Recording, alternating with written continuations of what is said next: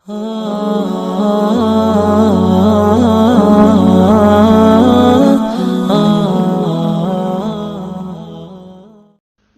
الله الرحمن الرحيم.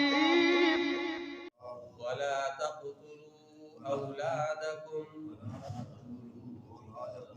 اور قتل نہ کرو اپنی اولاد کو خشیت املاق فقر کے خوف سے نحن نرزقهم وإياكم ہم انہیں بھی روزی دیتے ہیں اور تمہیں بھی ان قتلهم كان خطأ كبيرا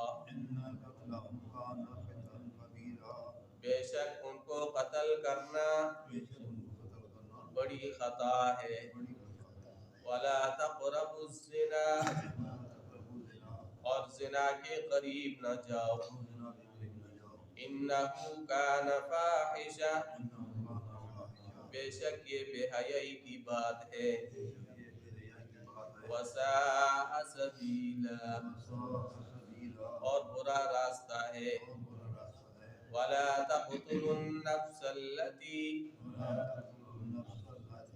اور کسی نفس کو قتل نہ کرو حرم اللہ جس کو اللہ نے حرام کیا ہے الا بالحق مگر حق کے ساتھ ومن قتل مظلوما اور جس کو قتل کیا گیا مظلوم فقد جعلنا لوليه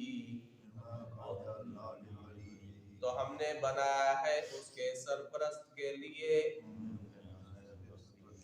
سلطانا غلبہ فلا يسرف فی القتل بس وہ اسراف نہ کرے قتل میں انہ کان منصورا بے شک وہ مدد کیا گیا ہے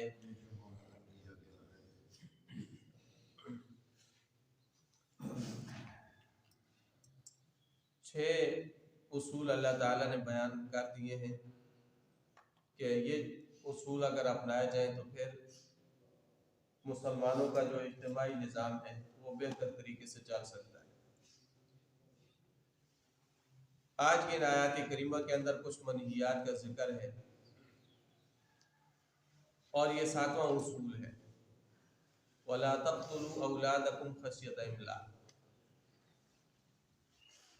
قرآن کریم نے 2 وجوہات کی بنا پر بچیوں کے قتل کو ذکر کیا ہے اولاد کے قتل کو ذکر کیا ہے. ان میں سے ایک تو جس طرح پیچھے ہم نے پڑھا ہے وَإِذَا بُشِّرَ أَحَدُهُم بِالْأُنثَىٰ ظَلَّ وَجْهُهُ مُسْوَدًّا وَهُوَ كَظِيمٌ کہ جب کسی کو یہ خوشخبری سنائی جاتی بچی کی تو وہ سیاہ ہو جاتا اور غصے سے بھر جاتا کہ یہ بچی بڑی ہوگی پھر ہم اس کی شادی کریں گے ہمارا کوئی داماد بنے گا تو یہ ہمارے لیے عار کا باعث ہے.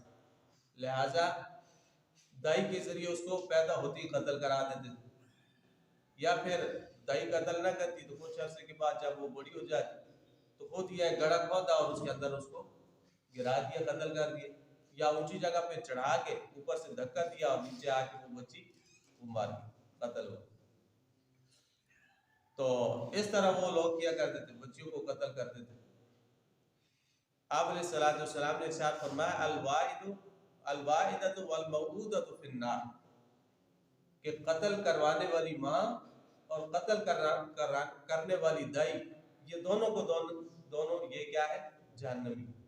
ایک صورت یہ اور دوسری صورت یہ بیان کی گئی ہے کہ لوگ کہتے ہیں کہ ہم خود جو ہے مشکل سے گزارا کر رہے ہیں وسائل معیشت نہیں مخدوش آمدنی کے وسائل ہیں تو ان کے ہوتے ہوئے ہم خود کھائیں ان کو کھلائیں ان کو کون کھلائے گا ان کی پرورش کون کرے گا لہذا بچے کو پیدا ہوتی وہ قتل کر دے.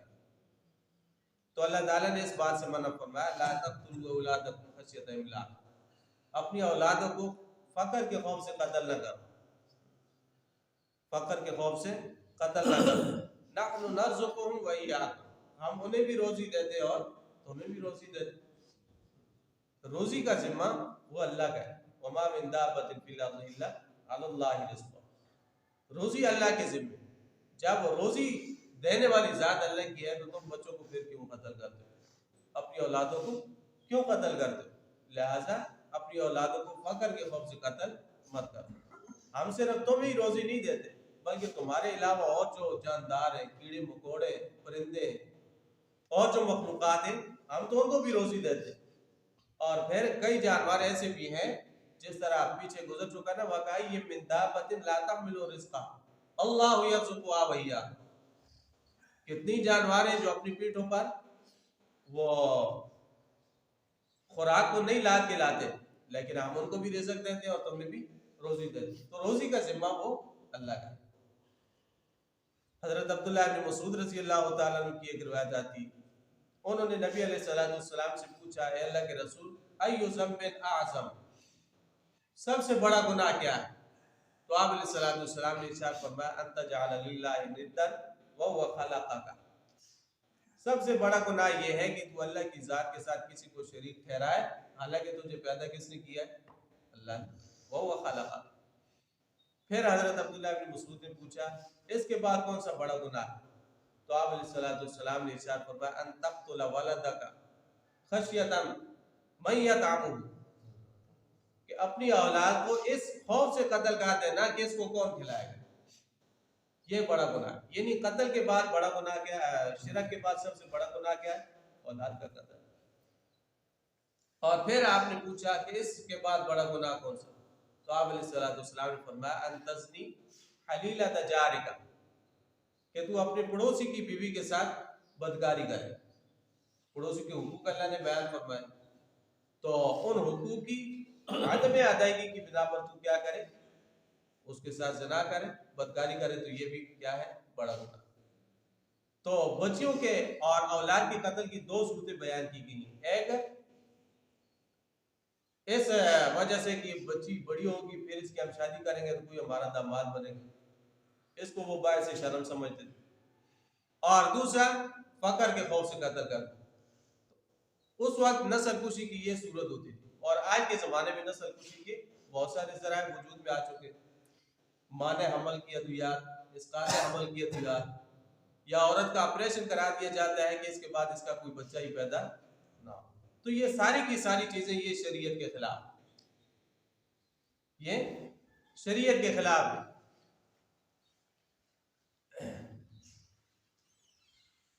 شاہ ولی اللہ محدث دہلوی رحمۃ اللہ علیہ نے عجیب بات ارشاد فرمائی، فرماتے ہیں کہ اللہ تعالیٰ کی مصلحت تو یہ ہے کہ اللہ تعالیٰ نکاح کے ذریعے نسل انسانی کو پھیلانا چاہتے ہیں، اللہ نکاح کے ذریعے انسانی نسل کو پھیلانا چاہتے ہیں۔ اب جو بندہ اللہ کی اس مصلحت کا مقابلہ کرے گا اور آبادی کو کنٹرول کرنے کی کوشش کرے گا تو فرمایا اس پر اللہ کی بھی لعنت ہے اور فرشتوں کی بھی لعنت، دونوں کی لعنت ہے، اللہ کی بھی لعنت ہے اور فرشتوں کی بھی لعنت ہے۔ تو آج کل دلیل یہ دی جاتی ہے کہ دنیا کی آبادی جو ہے وہ بہت ہی زیادہ وسیع ہوتی جا رہی ہے اور ہمارے پاس وسائل اتنے نہیں، وسائل اتنے نہیں، آبادی بڑھ رہی ہے، اس وجہ سے وہ منصوبہ بندی کا کام بھی ہو رہا ہے اور اقوام متحدہ کے تحت ہو رہا ہے، اور بڑے بڑے عالمی جو ادارے وہ اس کی سرپرستی کرتے ہیں اور اس کے لیے امداد بھی دیتے ہیں۔ تو یہ کام کرنا اور آبادی کو کنٹرول کرنا، یہ اس کے اندر شرک کا پہلو بھی موجود ہے کہ یہ لوگ اللہ کی صفت رزاقیت کو اپنے ہاتھ میں لینا چاہتے ہیں۔ کوئی بندہ پوچھے کہ بھائی انسان کو جو روزی کے وسائل مل رہے ہیں کیا یہ تمہاری منصوبہ بندی سے مل رہا ہے؟ انسان کی منصوبہ بندی یہ تو ناقص ہے، یہ ناقص ہے۔ ان اللہ هو الرزاق ذو القوۃ المتین، رزق دینے والی ذات وہ کس کی ہے؟ وہ اللہ کی ہے۔ اللہ تعالیٰ روزی پہنچا رہے ہیں ہر انسان کو، اور وسائل بھی اللہ کی ذات وہ پہنچا رہی ہے، مہیا کر رہی ہے۔ تو وسائل کی کمی جو ہے وہ انسانوں کی غلط پالیسیوں کی وجہ سے اور غلط ان وسائل کو غلط استعمال کی وجہ سے وسائل کے اندر ہمیں کمی نظر آتی ہے، ورنہ جتنی جو نسل بڑھ رہی ہے اتنے زیادہ وسائل اللہ نے رکھے، لیکن غلط پالیسیاں اور غلط استعمال یہ جو ہے پریشان کرتے ہیں انسان، اور انسان سمجھتا ہے کہ مسائل جو آبادی بڑھ رہی ہے اس لیے مسائل کم ہو. تو بہرحال فرمایا نحن نرزقهم وإياكم، اس وجہ سے مت قتل کرو، ہم ان کو بھی رزق دیتے ہیں اور تمہیں بھی رزق دیتے ہیں.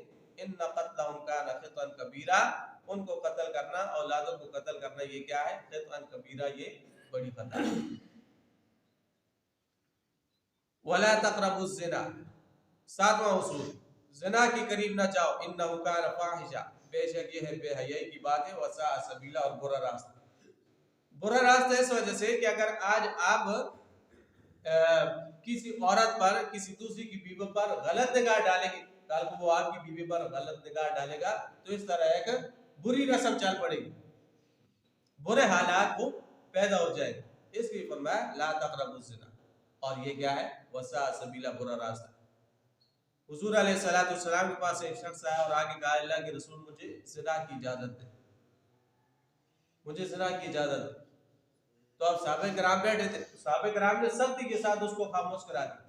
آپ علیہ السلام نے اس کو شفقت سے اپنے قریب بلایا اور فرمایا کہ دیکھو یہ کام جو تو کرنا چاہتا ہے، زنا کرنا چاہتا ہے کسی عورت کے ساتھ، تو مجھے یہ بتا کہ اگر تیری ماں، تیری بہن، بیوی، بیٹی، پھوپھی، خالہ، کسی کے ساتھ اگر کوئی بندہ اس طرح کا کام کرے تو اس کو پسند کرے گا؟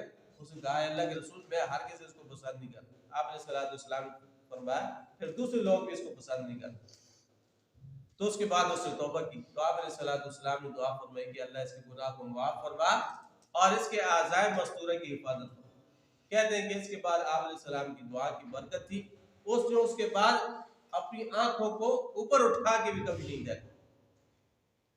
تو اللہ تعالیٰ نے قضاء شہوت کے لیے نکاح کا ذریعہ رکھا ہے، نکاح کے ذریعے اپنی خواہشات کو پورا کرو. لیکن فرمایا فمن ابتغى وراء ذلك فاولئك هم العادون، اس کے علاوہ جو کوئی بندہ راستہ تلاش کرے گا تو وہ حد سے بڑھنے والا ہوگا، تجاوز کرنے والا ہوگا. اگر حد سے تجاوز کرے گا تو دنیا کے اندر بھی خراب ہوگا اور آخرت کے اندر بھی ناکام رہے گا. اس لیے آپ علیہ السلام نے ارشاد فرمایا کہ جب بدکار آدمی بدکاری کرتا ہے تو ساتوں آسمان اور ساتوں زمین اس کے اوپر لعنت بھیجتے ہیں. خاص کر پھر شیخ فانی، بوڑھا وہ جب بدکاری کرتا ہے تو فرمایا کہ قیامت والے دن جب اس کو جہنم کے اندر ڈالا جائے گا نا تو اس کے مخصوص عضو سے ایسی بدبو نکلے گی جہنم والے بھی پناہ مانگے، جہنم والے بھی پناہ مانگے. تو یہ اتنا بڑا کیا ہے؟ گناہ ہے. اس لیے فرمایا لا تقربوا الزنا، زنا کے قریب نہ جاؤ. انه كان فاحشا، یہ بے حیائی کی بات ہے. وساء سبیلا، اور ایک روایت میں یہاں تک آتا ہے کہ کوئی بندہ یہ فعل کرنا چاہتا ہے نا تو ایمان اس کے جسم سے نکل جاتا ہے، ایمان اس کے جسم سے نکل کر اس کے سر کے اوپر لٹکتا رہتا ہے. جب وہ اس کام سے الگ ہوتا ہے تو پھر ایمان آ جاتا ہے.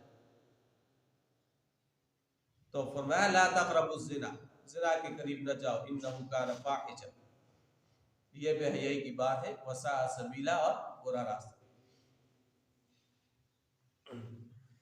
آگے فرمایا ولا تقتلوا النفس التي حرم الله الا بالحق، جس جان کو اللہ نے حرام کیا ہے اس کو ناحق قتل نہ کرو، اس کو ناحق قتل نہ کرو.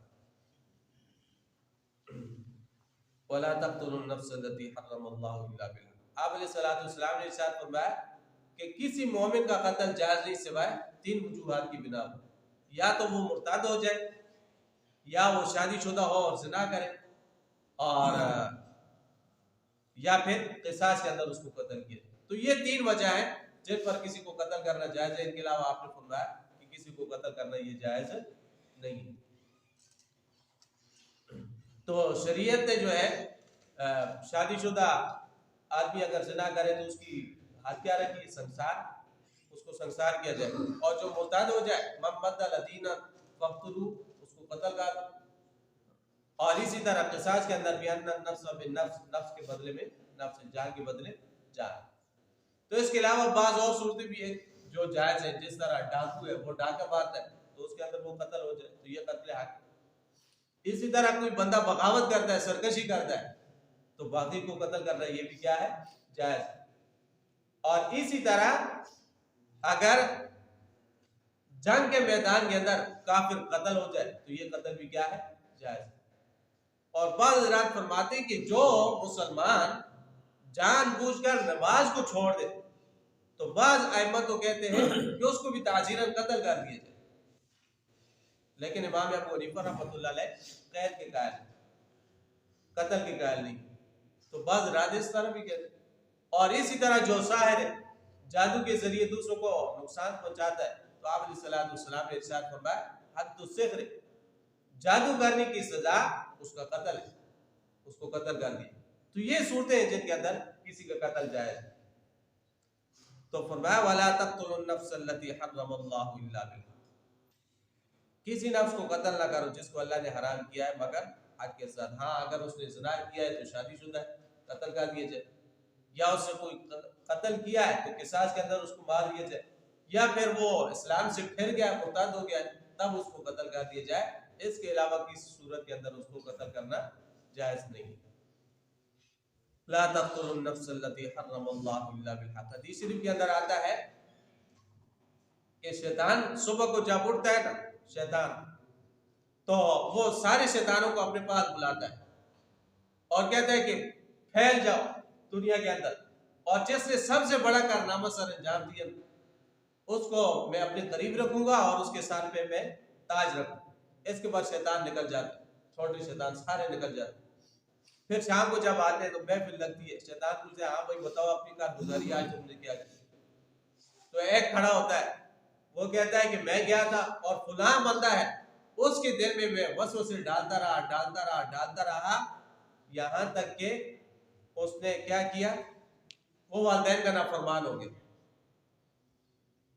وہ والدین کا نافرمان ہو گیا۔ شیطان کہتا ہے ہاں ٹھیک ہے یہ بھی تو نے کام کیا ہے، لیکن یہ اتنا بڑا کارنامہ نہیں ہے، ممکن ہے وہ کل کو توبہ کرے اور پھر والدین کا فرمانبردار ہو جائے۔ دوسرا آتا ہے، وہ کہتا ہے میں فلاں کو ورگلاتا رہا، بس اسے اس کو ڈالتا رہا تو اس نے اپنی بیوی کو طلاق دے دی۔ شیطان کہتا ہے تو نے بھی کام کیا لیکن یہ بھی اتنا بڑا کارنامہ نہیں ہے، ممکن ہے کہ دوبارہ پوست سے نکاح کر لے، یہ بھی کوئی بڑا کارنامہ نہیں۔ پھر تیسرا آتا ہے، وہ کہتا ہے کہ میں گیا تھا فلاں کو میں نے ورگلایا اور وسوسہ ڈالا اور اس نے جو ہے اللہ کی ذات کے ساتھ کسی کو شریک ٹھہرا دیا۔ وہ کہتا ہے ہاں تو نے بڑا کام کیا، اس کے ساتھ کے اوپر تاج رکھ دیا جاتا۔ چوتھا آتا ہے، وہ کہتا ہے میں گیا میں نے ورگلایا لوگوں کو، وسوسے ڈالے، بہکایا پھسلایا، تو اس کا نتیجہ یہ ہوا کہ ایک شخص نے فلاں کو قتل کر دیا۔ تو شیطان کہتا ہے ہاں تو نے بھی بڑا کارنامہ سر انجام دیا، تو نے بھی بڑا کارنامہ کیا، لہذا اس کے سر کے اوپر بھی وہ تاج رکھ دیتا۔ تو یہ قتل کرنا، قتل ناحق، یہ اتنا بڑا جو ہے وہ شیطان کو خوش کرنے والی بات ہے۔ تو فرمایا لا تقتلوا النفس التي حرم الله الا بالحق۔ حضرت عثمان رضی اللہ تعالیٰ کا باغیوں نے محاصرہ کر لیا، گھیراؤ کر لیا، کیا حضرت عثمان کو قتل کرنا؟ تو حضرت عثمان مکان کی چھت پہ چڑھے اور چھت پہ چڑھ کے فرمایا کہ حضور علیہ السلام نے فرمایا کہ کسی مومن کا قتل 3 صورتوں کے علاوہ جائز نہیں ہے، یا تو وہ زنا کرے شادی شدہ ہو، یا اس نے قتل کیا تو قصاص کے اندر قتل کیا جائے، یا مرتد ہو تو اس کو قتل کیا جائے۔ اے باغیوں میرے اندر یہ تینوں باتوں میں سے کوئی بات بھی نہیں پائی جاتی، پھر تم مجھے کیوں قتل کرتے ہو؟ تو باغیوں نے کہا آپ کے اندر یہ تینوں صورتیں اگرچہ نہیں پائی جاتی لیکن ہم آپ کو چھوڑیں گے نہیں۔ حضرت عثمان نے فرمایا کہ پھر تم گواہ ہو جاؤ کہ تم مجھے قتل کرنا چاہتے ہو اور قتل بھی ناحق کرنا چاہتے ہو۔ حضرت عثمان کو اسی طرح قتل کیا گیا، شہید کیا گیا۔ تو فرمایا لا تقتلوا النفس التي حرم الله الا بالحق، کسی نفس کو ناحق قتل نہ کرو، کسی جان کو ناحق قتل نہ کرو۔ ومن قتل مظلوما، اور جو مظلومیت کی حالت میں قتل کیا گیا، قصور کوئی نہیں ہے، ناحق قتل کیا گیا، فقد جعلنا لولیہ سلطانا، تو ہم نے اس کے سرپرست کے لیے غلبہ بنایا ہے، فلا یسرف فی القتل، وہ قتل کے اندر اسراف نہ کرے۔ یہ نہیں ہے کہ قتل ایک نے کیا اور قصاص کے اندر دوسرے کو مار دیا جائے، ایسا نہیں، بلکہ قاتل ہی کو قصاص میں قتل کیا جائے، قاتل کے علاوہ کسی کو قتل نہ کیا جائے۔ فلا یسرف فی القتل انہ کان منصورا، بے شک وہ مدد کیا گیا. کس طرح کہ ایک قتل ہو گیا تو اس کے سرپرست کو اب غلبہ حاصل ہے, اس کو اللہ نے قصاص کا حق دیا, چاہے تو وہ قصاص لے لے, اگر قصاص ممکن نہ ہو تو پھر دیت دی جائے, پھر دیت کا قانون, اور پھر یہ دیت بھی جو دے گا صرف اس کا ایک سرپرست نہیں دے گا, اس کے پڑوسی, اس کے قریبی رشتہ دار اور اس کے سے محبت کرنے والے, اس سے دوستی کرنے والے, ان سب سے دیت وصول کی جائے. یہ نہیں ہے کہ اس کا ایک ہی بندہ وہ دیت ادا کر دے, تو نہیں, سب سے وصول کی جائے گی. اس کی وجہ کیا ہے؟ اس کی وجہ یہ ہے کہ کل یہ لوگ خیال کریں گے کہ یہ بندہ ہے نا, ہے یہ قاتل, یہ کسی کو معاف نہیں کرتے. اب اگر ایسے کسی کو قتل کر دیا نا تو ہماری خیر نہیں, تو پھر لوگ چوکنے ہو کے رہیں گے, اس کے اوپر نظر رکھیں گے تاکہ یہ کسی اور کو قتل نہ کرے. اور قصاص کے اندر تو وَلَكُمْ فِي الْقِصَاصِ حَيَاتٌ, قصاص کے اندر کیا ہے؟ زندگی ہے. تو فرمایا اِنَّهُ كَانَ مَنْصُورًا, بے شک وہ مدد کیا گیا. اللہ جل شانہ مصریت کا علم اور اس کے مطابق عمل. وَلَقَدْ يَسَّرْنَا الْقُرْآنَ لِلذِّكْرِ فَهَلْ مِن مُدَّكِرٍ